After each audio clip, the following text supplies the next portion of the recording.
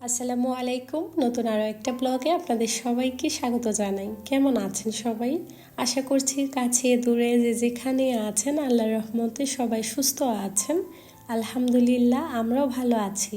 সংসার জীবনটা বড়ই অদ্ভুত। কখনো সময়ের সাথে সাথে সংসার জীবন মানেই নিজেকে মেনে নেয়া, অথবা সংসারের সাথে নিজেকে মানিয়ে নেয়া। এটাই আসলে মেয়েদের জীবন। খুব অদ্ভুত রকমভাবে জীবনটা বদলে যায়।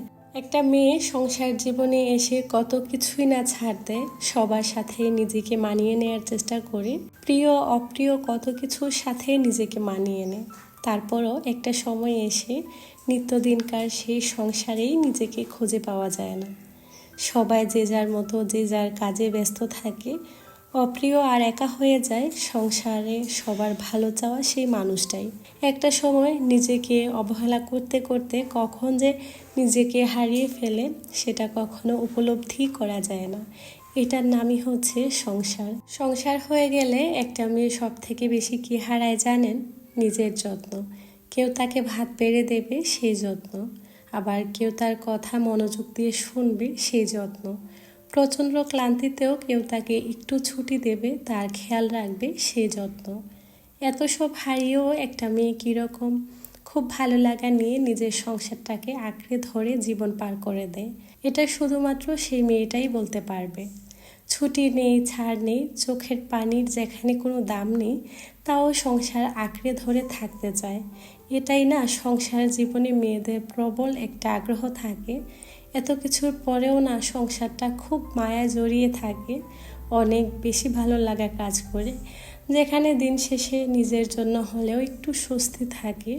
নিজের মতো করে কিছুটা সময় কাটাতে পারলে খুব ভালো লাগে।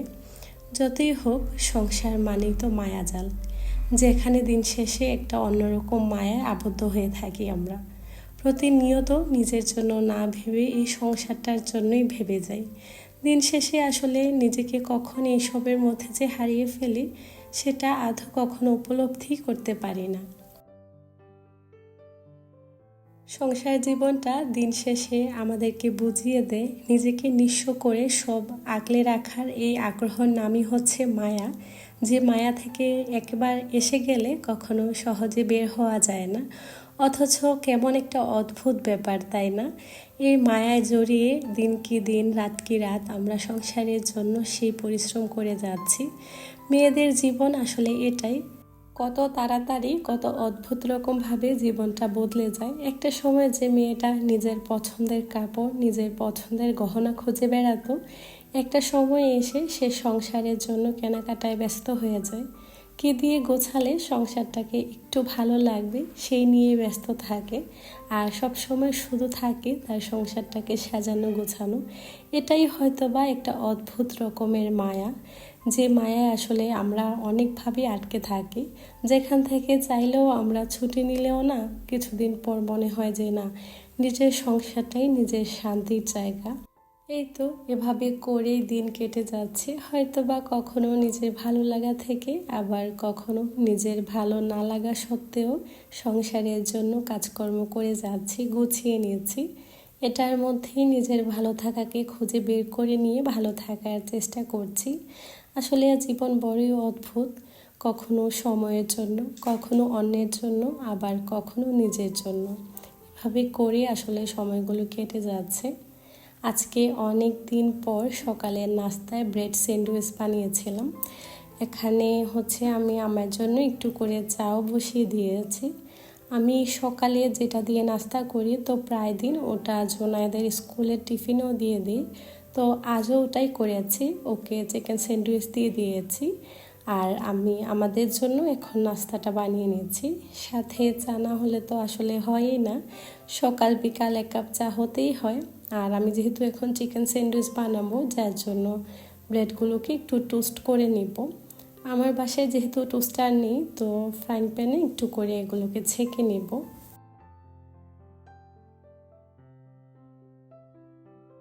চাটা বসিয়ে দিয়েছিলাম, ওটাও হয়ে গিয়েছে, এখন চুলা থেকে নামিয়ে নিয়েছি।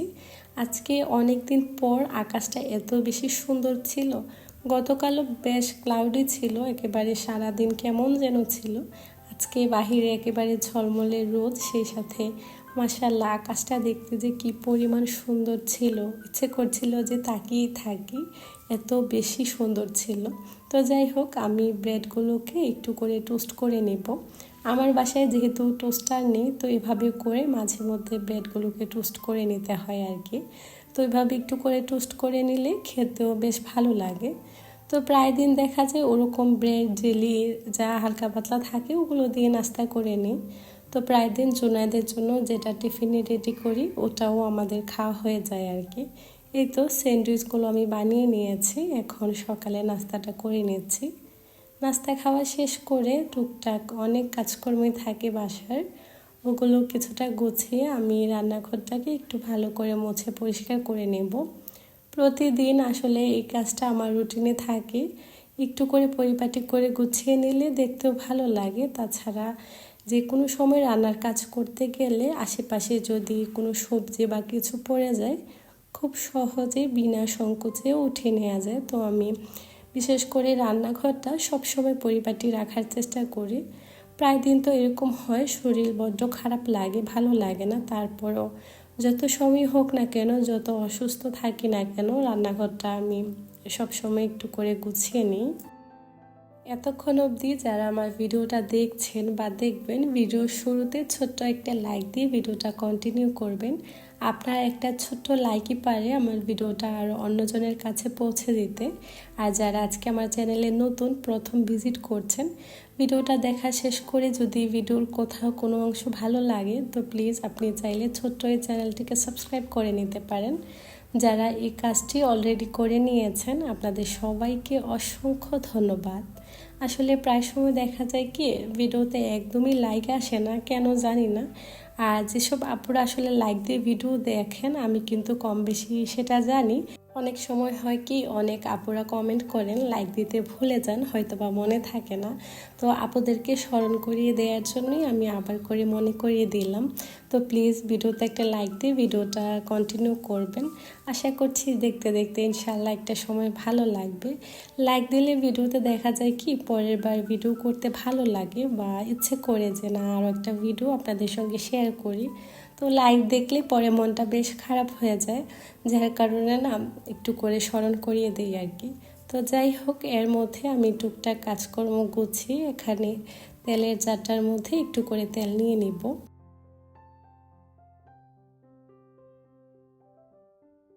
চুলার পাশে রাখাতে তেলের জারটা অনেক তাড়াতাড়ি তেল কাছে হয়ে যায়। বেশ কিছুদিন আগে আমি এটা ধুয়ে পরিষ্কার করেছি, আবারও অনেকটাই ময়লা হয়ে গিয়েছে। তো দেখি সময় করে একটু করে পরিষ্কার করে নিতে হবে। আর অনেকেই আমাকে জিজ্ঞেস করেন যে আমার যে জারটা ওটা আমি কোথা থেকে নিয়েছি। ওটা আমি বেশ অনেক দিন আগে নিয়েছি এখানে একটা লোকাল মার্কেট থেকে। তো আমি তো বেশ কিছুদিন আগে নিয়েছিলাম। তো বেশ ভালোই আসলে এই ধরনের তেলের জারগুলো পরিষ্কার করতেও বেশ ভালো সুবিধা হয়, সেই সাথে খুব সহজে পরিষ্কার করে নেওয়া যায় আর একসাথে না অনেকখানি তেল নেওয়া যায়। এখানে প্রায় 1100 ml এর মতো আমি তেল নিতে পারবো। তো অত বেশি নেওয়া যায় না, দেখা যায় কি 800 বা 900 ওরকম করে নিই আর কি। তো তেল নিয়ে আমি জারটাকে গুছিয়ে রেখে দিয়েছি, একেবারে কিচেনটা পুরোপুরিভাবে আমি পরিষ্কার করে নিয়েছি। কিচেন রুমটা যদি পরিপাটি গোছানো থাকে তখন কিন্তু মনটা এমনিতেও ভালো লাগে। তাছাড়া আমার কাছে মনে হয় কিচেনটা গোছানো থাকলে পুরো ঘরটা এভাবেই পরিষ্কার দেখায়। তো আমি সব সময় এই কাজটাই করি। আমার কাছে মনে হয় আসলে সংসারটা এমন একটা জায়গা, সময়ের কাজ সময়ে করে নিলে সব কিছু অনেকটা সহজ হয়ে যায়। আর সময়কে অবশ্যই প্রাধান্য দিতে হবে, তাহলে দেখবেন কাজ অনেকটাই সহজ হয়ে যাবে।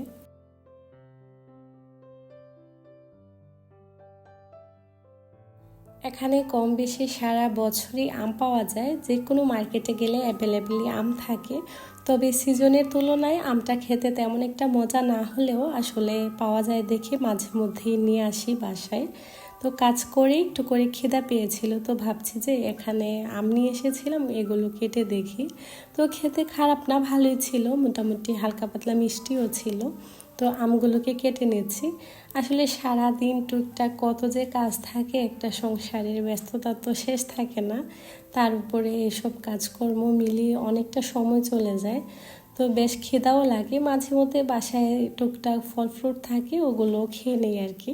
তো এই তো আমি কেটে নিচ্ছি, আমি একটু খেয়ে দেখলাম মোটামুটি ভালোই ছিল। তো এখন বাচ্চাদেরকেও দিয়ে দিব। আর আমার বাচ্চারা যে খুব বেশি এগুলো পছন্দ করে তা কিন্তু না, অনেক জোর করে মাঝে মধ্যে বলি একটু খাওয়ার জন্য। তো ওদেরকেও দিব, সাথে আমি একটু করে খেয়ে নেব।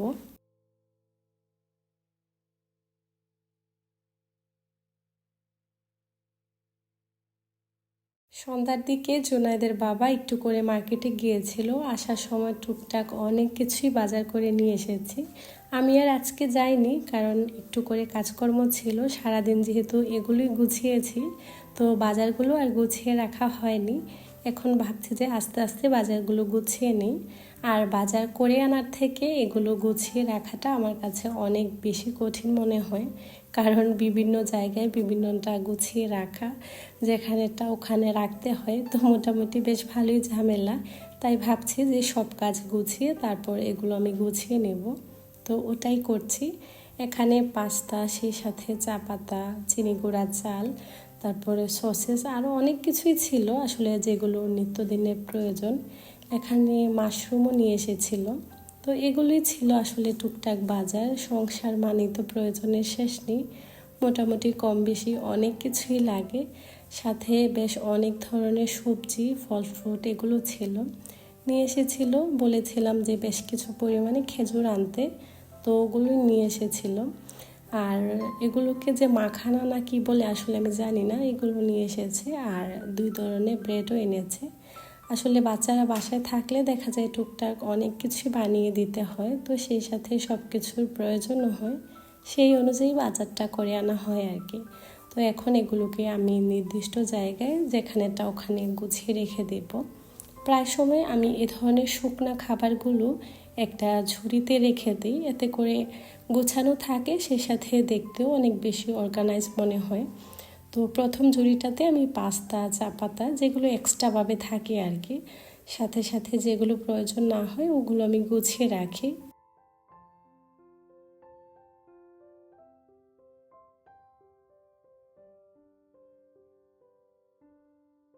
অন্য আরেকটা ঝুড়িতে অন্যান্য যেসব টুকটাক জিনিস থাকে যেগুলো প্রয়োজন এক্সট্রা করে রাখতে হয় ওগুলো রেখে দিই। কিছু জিনিস এমন থাকে যেগুলো এনে রেখে দিই, শেষ হলে আবার নতুন করে রিফিল করে নিতে হয়। তো ওই খাবারগুলি আমি এভাবে ঝুড়িতে গুছিয়ে রেখে দিই, দেখতেও ভালো লাগে। তাছাড়া রান্নাঘরটাও গুছানো আর পরিপাটি মনে হয়। যাদের রান্নাঘরে জায়গা কম, আমার মতো ছোট রান্নাঘর, তাদের জন্য কিন্তু এগুলো বেশ সুবিধা দেয়। এই ধরনের ছোটোখাটো ঝুড়িগুলো থাকলে সব জিনিস খুব অল্প জায়গাতেই সহজে গুছিয়ে নেওয়া যায়, যেটা আমি সবসময় করে থাকি। আর এই জারটাতে খালি হয়ে গিয়েছিল, ওটাতে আমি চিয়া সিড নিয়ে নিয়েছি। তো এই ধরনের ছোটোখাটো কাজ মিলিয়ে সংসারের সারাদিনের ব্যস্ততা থাকে। জানি না আজকের ভিডিওটা আপনাদের কাছে কতটা ভালো লেগেছে, যদি ভালো লাগে তো কমেন্ট করে জানাবেন। আজকের ভিডিওটা এই পর্যন্তই, সবাই অনেক বেশি ভালো থাকবেন। আল্লাহ হাফিজ।